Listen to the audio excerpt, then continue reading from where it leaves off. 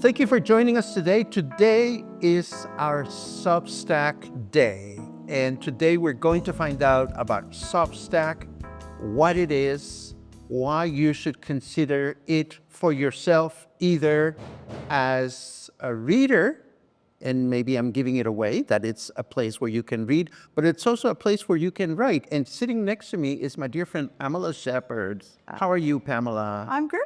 Thank you for having me. It is a pleasure to see you. You know, something that I admire about you is that you found so many different ways to keep yourself busy and inspired, whether it is the jewelry that you're wearing, or the fragrances that you make, or the roles you play on stage. You're keeping busy. I'm very busy. I've always been that kind of person. I just have to pack it in. I only have, possibly 100 years on this planet. It's like I have many, many things to do.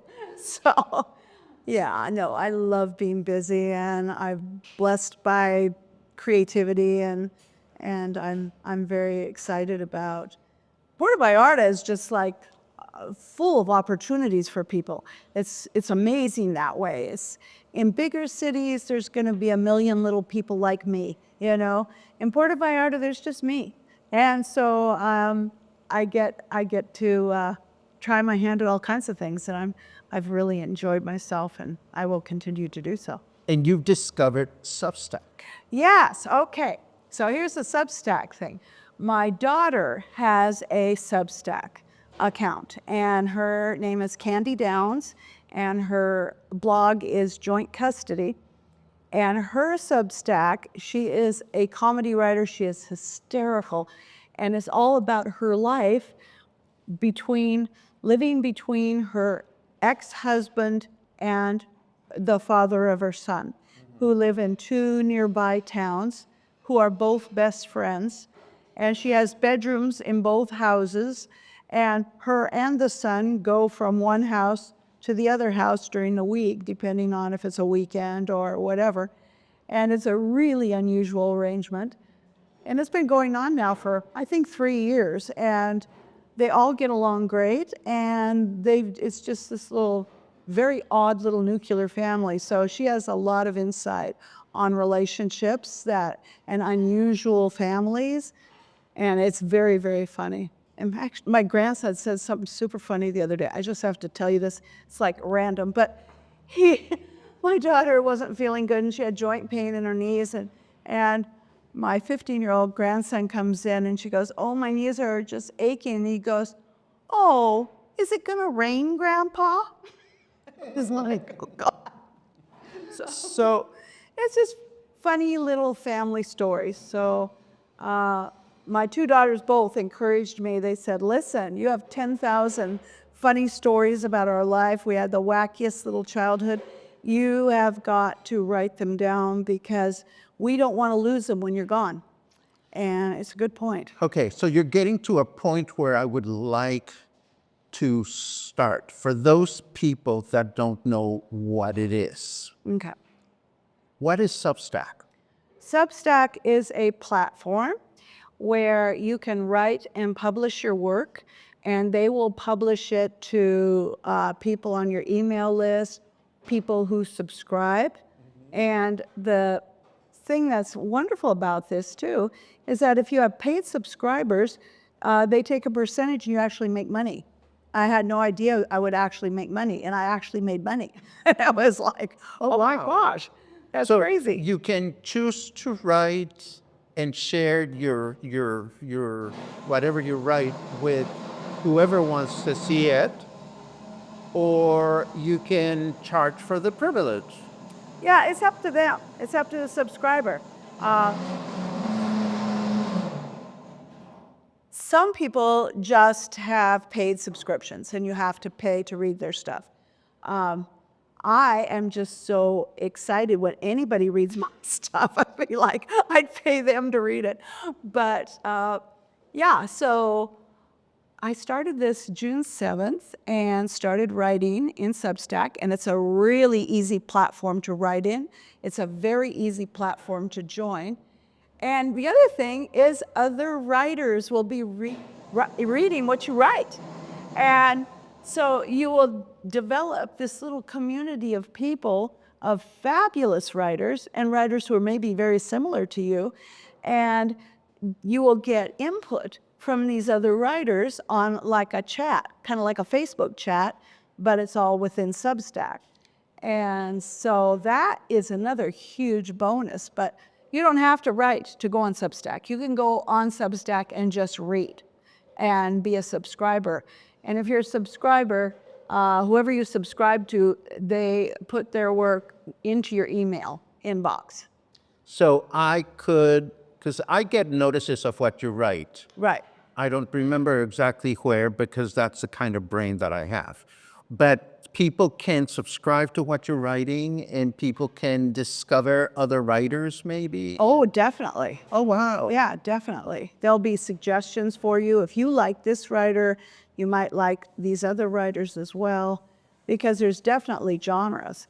And it's expanding very, very quickly. And there are people who do nothing but cooking things. There are people who do nothing but horror. There are people who do nothing but naughty stuff. I don't know how to get into that, and I haven't tried yet.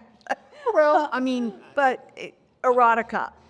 curious to explore both angles of the adventure, the reader angle and the writer angle. Let's talk about the reading angle first, because not everybody wants to write. I would imagine that more people would be happy to read somebody else, and some people may not feel like they have it in themselves to write their own stuff.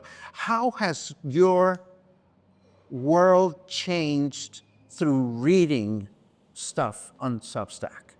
Well, now I read my daughter's versions of her childhood. This, I'm like, she's like, oh yeah, my mom, she always had a big bubbling pot of soup and like 25 kids and chickens running in and out.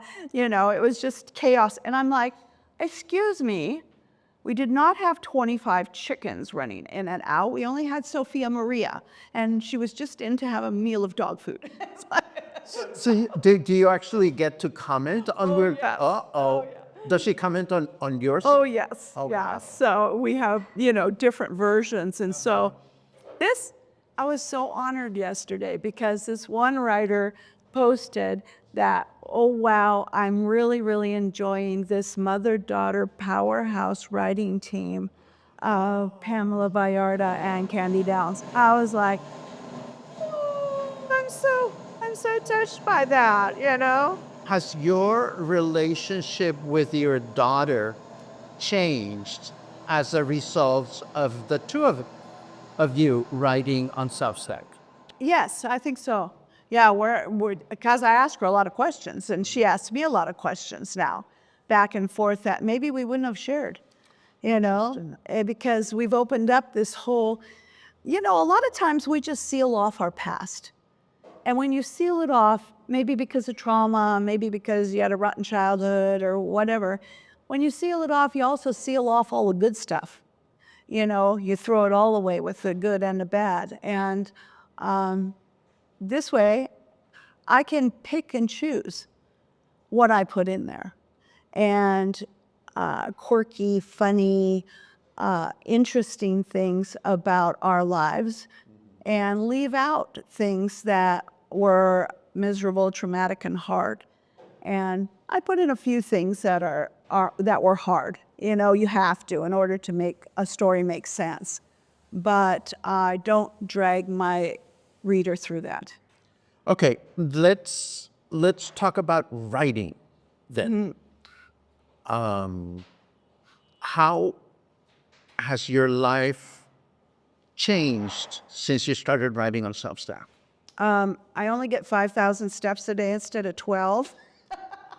Because I've never sat still that long. It takes me to write like basically one-page blog or a couple of page blog. It takes me probably 3 hours. Do you have a set quota or goal to?